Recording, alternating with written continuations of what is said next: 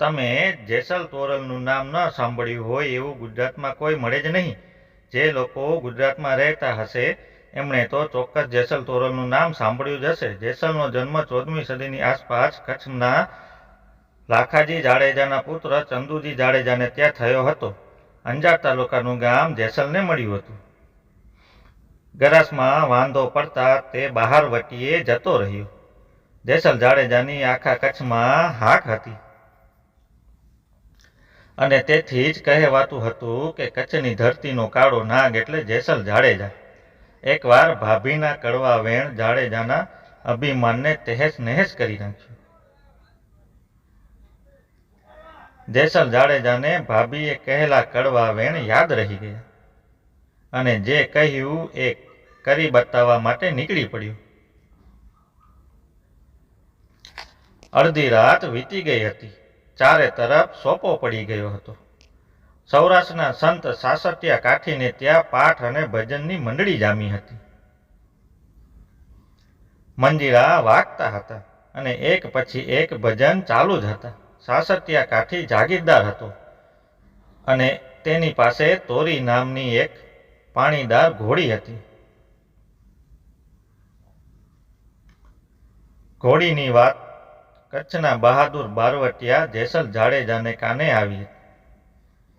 જેસલે આ જાતવંત ઘોડીને કોઈ પણ રીતે પ્રાપ્ત કરી લેવા નિર્ણય કર્યો.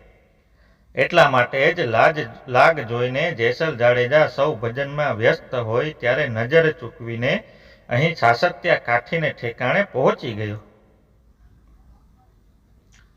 આવતા વેત જ જેસલ જાડેજા કાઠી રાજના ગોઠાણમાં પેસી ગયો.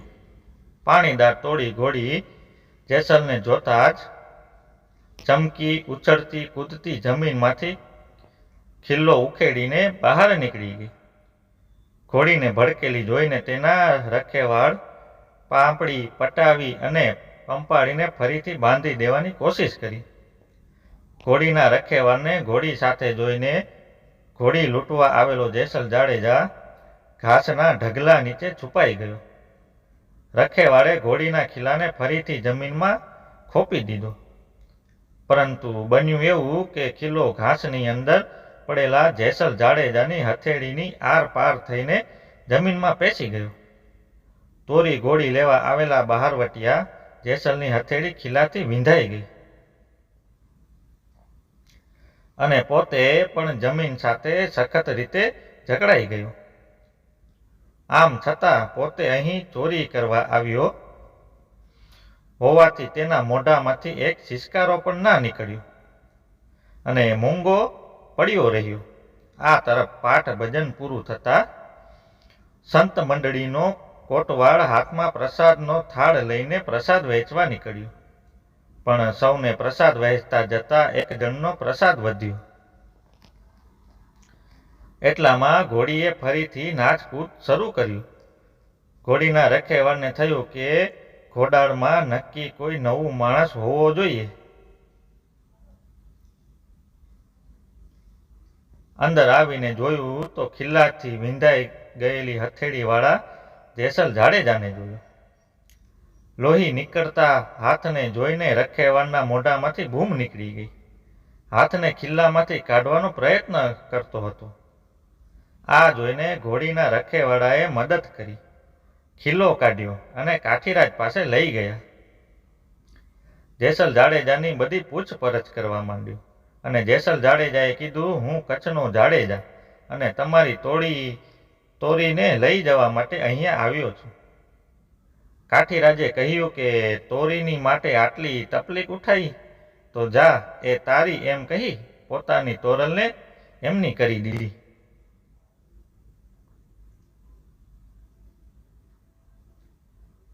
કાઠીરાજની ગેરસમજ દૂર કરતા કહ્યું, હું તો તમારી તોરી નામની ઘોડીની વાત કરતો હતો. એટલે સાસટિયા કાઠીએ કહ્યું કે તો ઘોડી પણ તમારી, ખુશીથી લઈ જાઓ. જેસલ જાડેજાએ આમ એક જ રાતમાં તોરી ઘોડી અને તોરલ રાણીને મળી ગઈ. તોરણને સાથે લઈને જેસલ કચ્છ તરફ જવા માંડ્યા. સૌરાષ્ટ્ર અને કચ્છ વચ્ચે દરિયા માર્ગ આવતો હોવાથી જેસલ તોરલ વહાણમાં બેઠા. જ્યારે બરોબર મધદરિયે તુફાન આવ્યું ત્યારે એકાએક વાદળ ચડી ગયા. ભયંકર સુસવાટા સાથે પવન ફૂંકાવા માંડ્યો.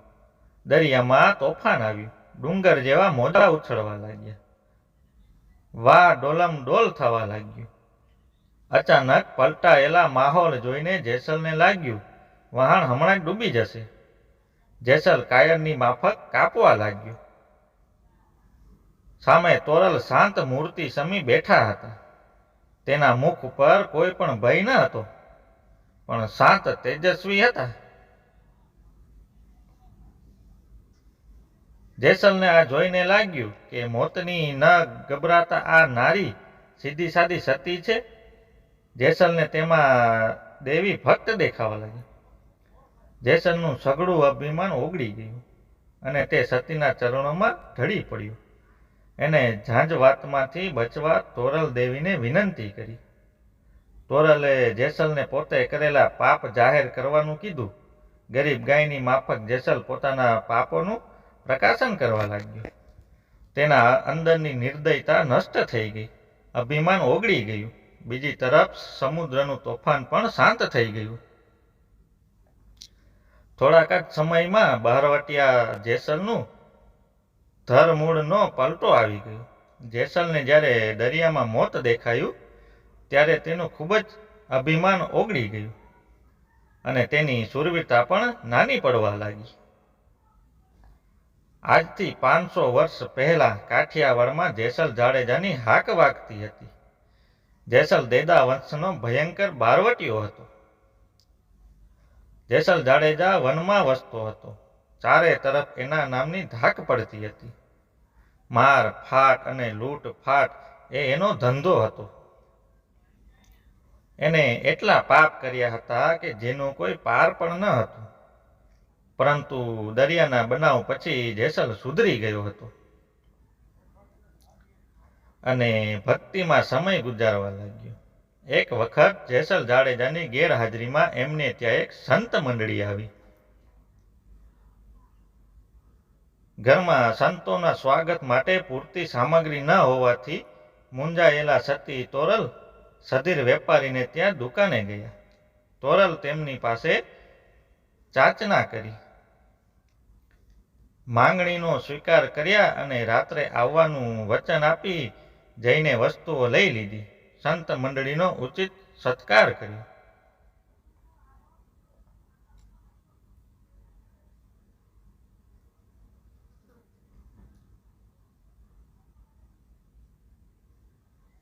રાત પડતા જ ધોધમાર વરસાદ શરૂ થયો.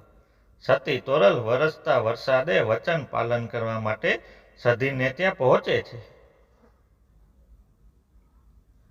સધીરે જોયું કે સતી તોરલના કપડામાં પાણીનું એક બૂંદ નહોતું.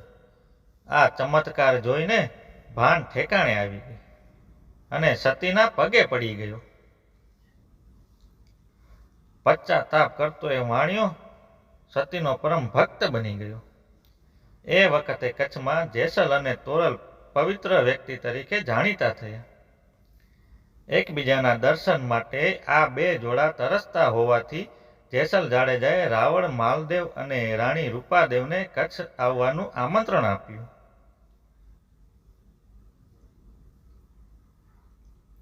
આથી આ બે અંજાર આવવા નીકળી ગયા હતા. પરંતુ તેઓ પહોંચે તેના આગલા દિવસે જેસલે સમાધિ લઈ લીધી હતી.